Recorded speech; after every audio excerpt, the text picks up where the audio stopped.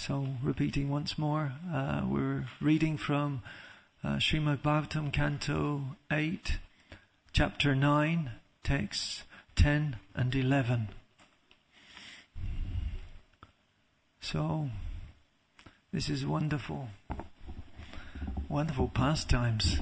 It's really new to me. I haven't been through this particular part of the Bhagavatam. So there's so much, it seems, happening.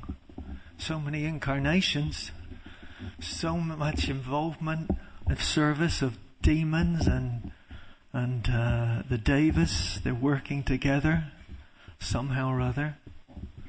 They've got a goal. The goal of the demons was somehow they want to get something for themselves. They want this nectar, but they have to go through so many stages to get this nectar. And the Devas, they want to somehow get back to their original position where they're not oppressed and that they can practice their devotional service. They're not being conquered by the demons. The demons have the advantage at this point in time, Krishna says. It gives the advantage to the demons. So it's very interesting how there's a right time for everything, it seems, for all of us.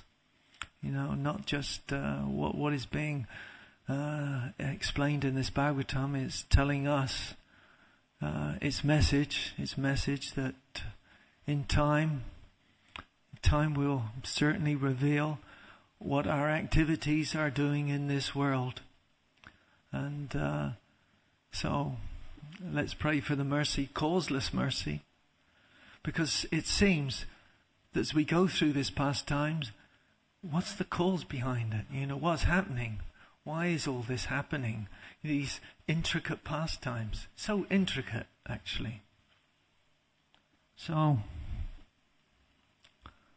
let's start. I'll do my best with my faulty eyesight. But what I'll do is read this first verse. And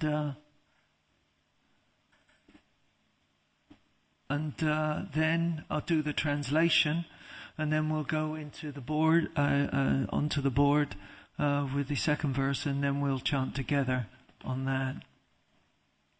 So, text 10. So it says, translation: O demons, as monkeys, jackals, and dogs are unsteady in their sexual relationships and want newer and newer friends every day, women who live independently seek new friends daily. Friendship with such a woman is never permanent. This is the opinion of learned scholars. Text 11, which is on the board. Translation and purport by His Divine Grace, A.C. Bhaktivedanta Swami Srila Prabhupada. Srila Prabhupada ki. Sri Sukadev Goswami continued, after the demons heard the words of Mohini Murti, who had spoken as if jokingly, they were all very confident. They laughed with gravity, and ultimately they delivered the container of nectar into her hands. The personality of Godhead in his form of Mohini was certainly not joking, but talking seriously with gravity. The demons, however, being captivated by Mohini Murti's bodily features, took her words as a joke and confidently delivered the container of nectar into her hands.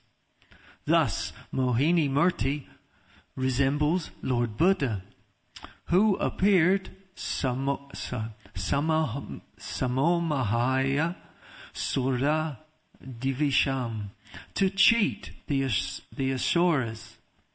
The word sura divisham refers to those who are envious of the demigods or the devotees. Sometimes an incarnation of the Supreme Personality of Godhead cheats the atheists. Thus we see here that Mohini Murti was speaking factually to the Asuras. The Asuras took her words to be facetious. Indeed, they were so confident of Mohini Murti's honesty that they immediately delivered the container of nectar into her hands, as if they would allow her to do with the nectar whatever she liked, whether she distributed it or threw it away or drank it herself without giving it to them. Om Jnana Timarantasya Jananjana Salakaya Chakshohon Milatum Yena Tasmai Shri Gurave Namaha Vancha Kalpatrubhyascha Kripa Sindhu Bhayavacha Patitanam Bhavanabhyo Vaishnavabhyo Namo Namaha.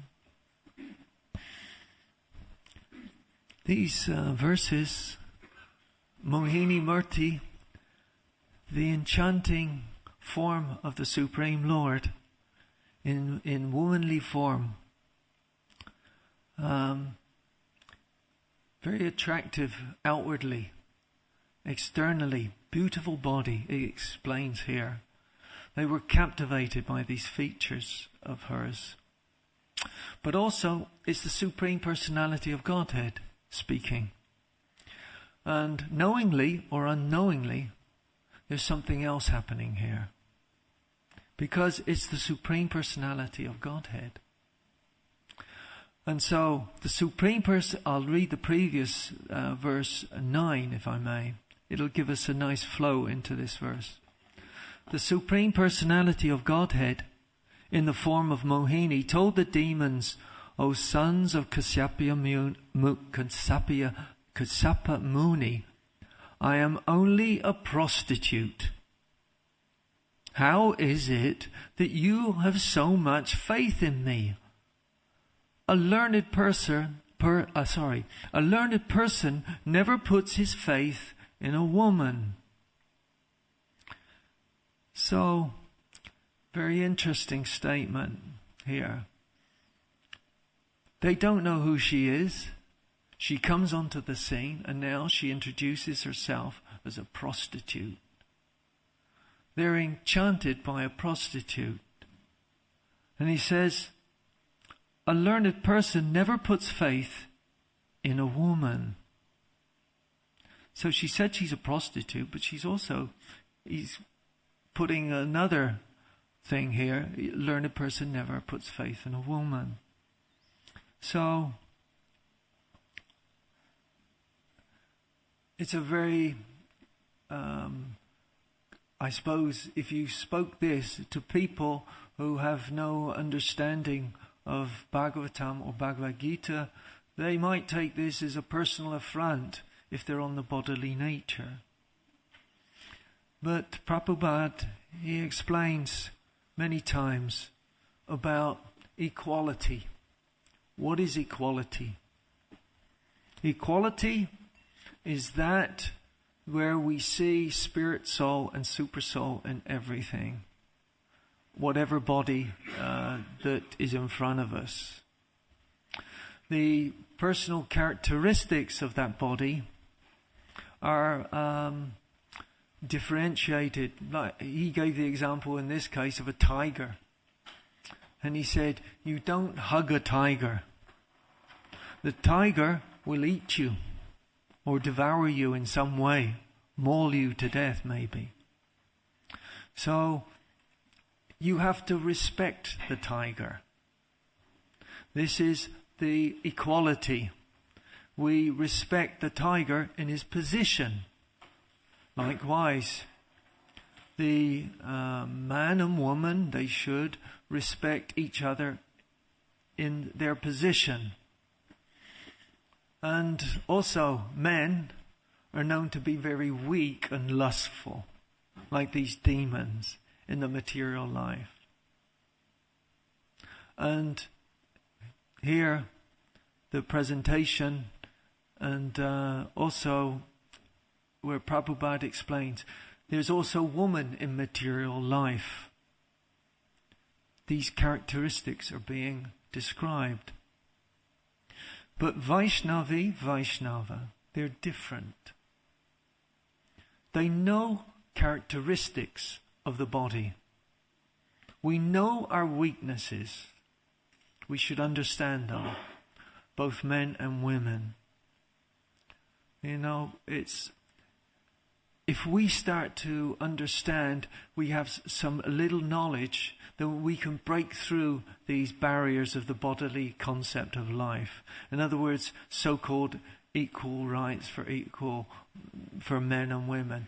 The equality lies in spirit and supersoul, and that we're manifested different bodies, but we follow the devotional path, which means there are certain etiquette, certain guidelines that we follow for regulative principles. And just given this knowledge, that we behave in such a way that all respect will be given for each other's position.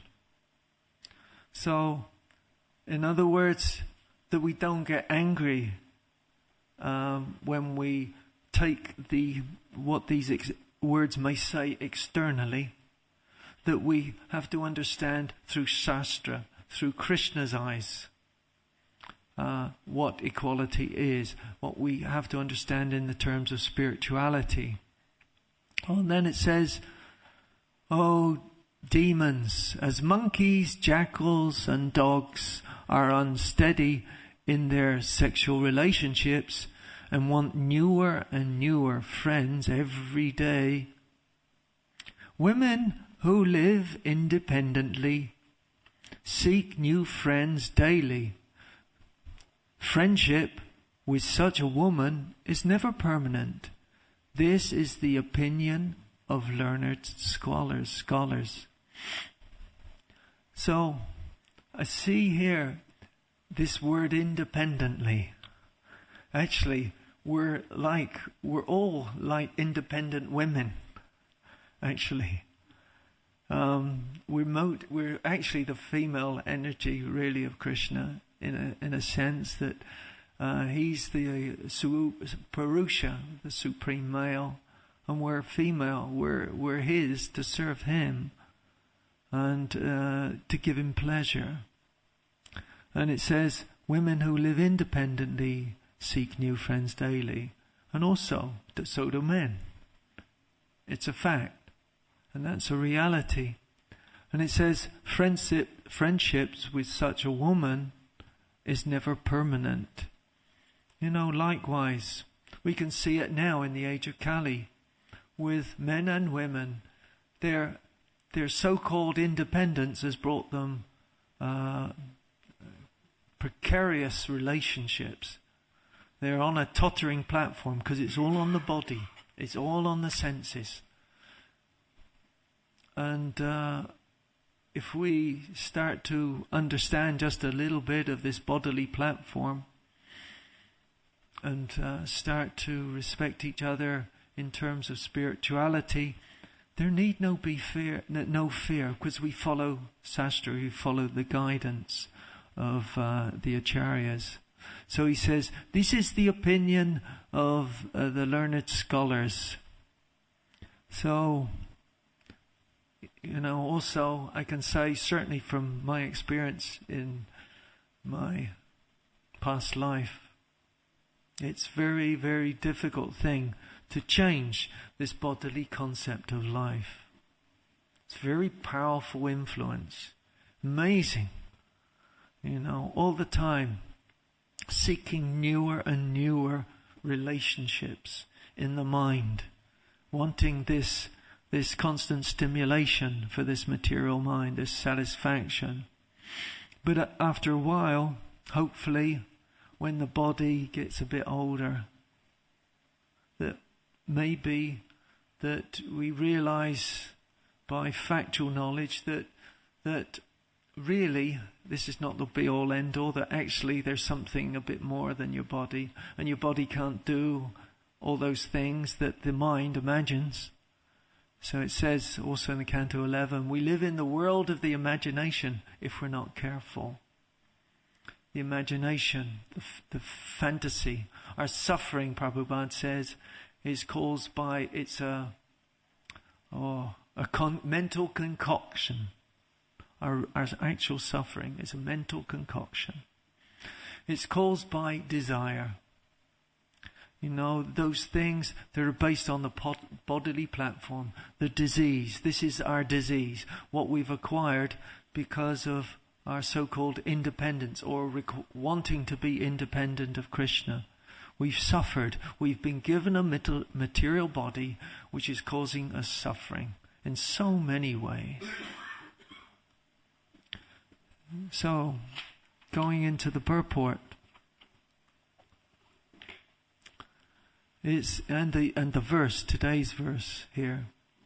After the Sri Sukadev Goswami, after the demons heard the words of Mohini Murti, who had spoken as if jokingly, they were all very confident. They laughed with gravity, and ultimately they delivered the container of nectar into her hands. This is really good, isn't it? Because though speaking factually, the Mohini Murti, very straightforward, they thought, oh, maybe we can trust her. You know, she's speaking in this way. Maybe we can trust her because she's being honest, you know. So maybe she'll give the nectar to us, or maybe she won't.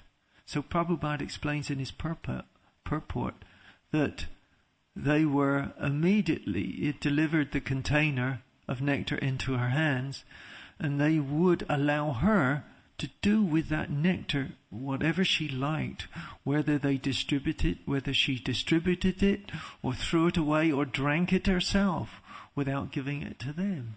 This is very interesting, isn't it? They were so captivated by this form that all of a sudden they lost the desire for this other nectar.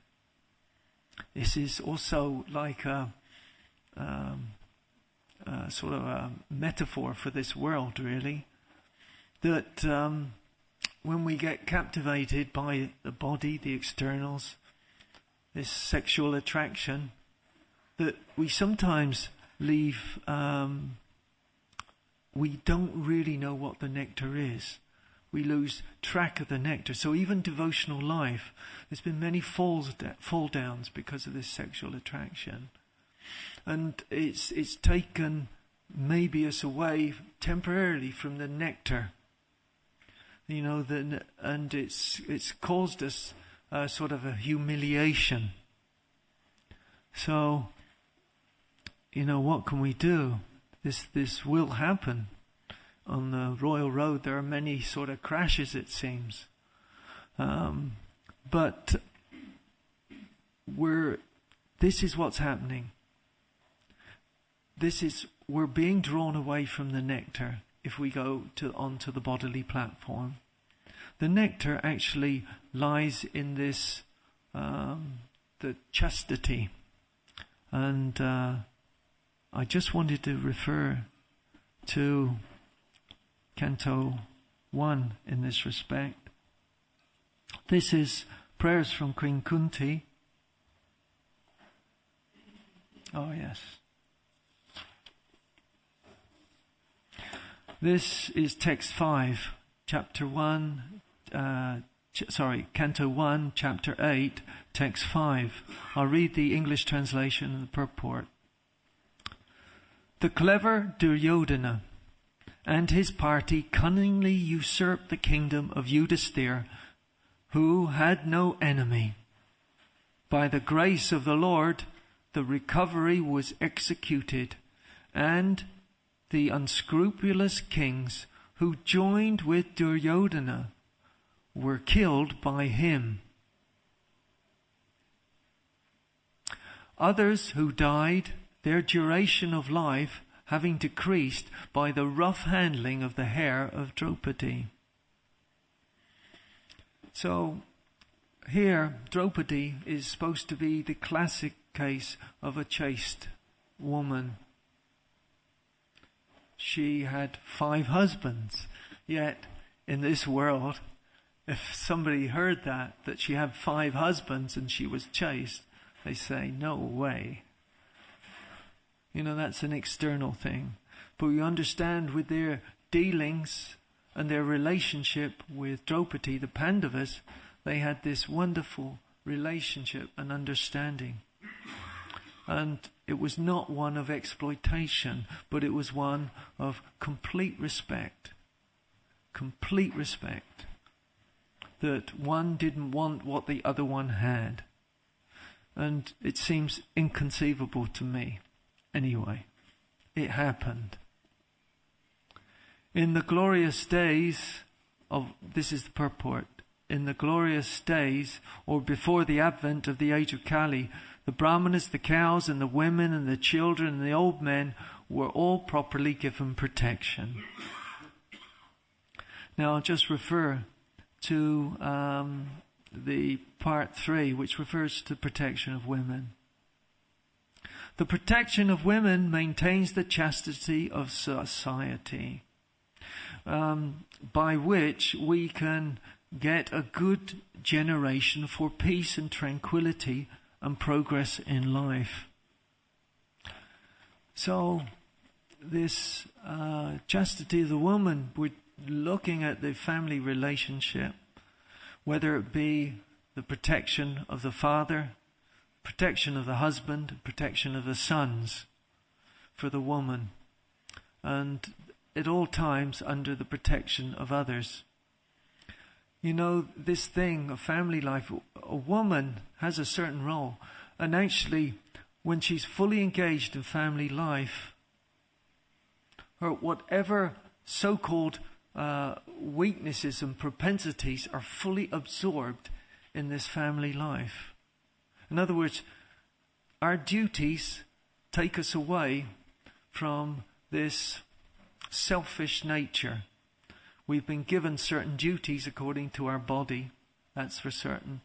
And a woman's nature, when she's engaged in family life, is so engaged, fully engaged.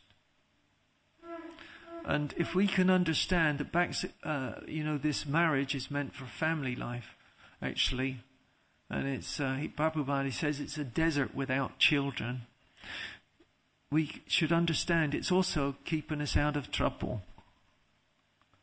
It's keeping us fully engaged in the loving exchange with these little children that so captivate us by their charm and their vulnerability. And this is another thing, isn't it? That actually we surrender to these children. In other words, they captivate our affections. And so very interesting aspect to family life, and for the woman, but also for the man too. So then it says, the complete outlook is based on the factors leading to successful humanity against the civilization of polished cats and dogs. So he calls cats and dog society, this world. He says, the complete outlook on factors is leading to successful humanity as against to so-called this civilization of cats and dogs. So it means this chastity, the power of chastity, is one that will bring just a different way of life. not of independence, but dependence. Dependence on each other in the family life to support each other with our duties, but also dependence on the Supreme Lord and how we connect these duties with the Supreme Lord. That's an important thing, where we do it as a service. In other words, it's not for our benefit. It is indirectly for our benefit, but ultimately it's service to the Supreme Lord. So all these duties, if we follow Shastra accordingly, will take us away from being independent and a prostitute. It's a powerful word, actually. A man can be a prostitute, a woman can be a prostitute. This is the price of independence. You never have permanent relationships. It'll keep us in this world of temporary relationships. If we prostitute our senses and our body, instead of dovetailing it in the service of the Lord, it will certainly take us away from the final goal of life. So, I could speak here a little more, but I think certainly it's interesting what's happening with the demigods. They've surrendered to her, this nectar. They're not concerned about what's going to happen to the nectar. But it's a bit like they're surrendering to the Supreme Personality of Godhead. They don't know it. Their quarrels have been cured by this Mohini Murti. They were quarreling, but they thought, maybe we'll give this and you can give it out equally. Somehow they became sober by the presence of the Lord also in the form of this Mohini Murti. She charmed them, but also they came away from their squabbling, their family squabble. And that's another interesting aspect. So they're saying, here, you have this. You distribute it fairly amongst us. And so it's like all of a sudden, when children are squabbling, and then the mum or dad come in the room. What's going on here? They come under the control then of the father or the mother. Their squabbling will stop.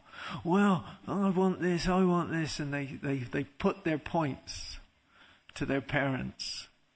And they ask their parents then to make a decision. Isn't it? It's a similar sort of thing, really.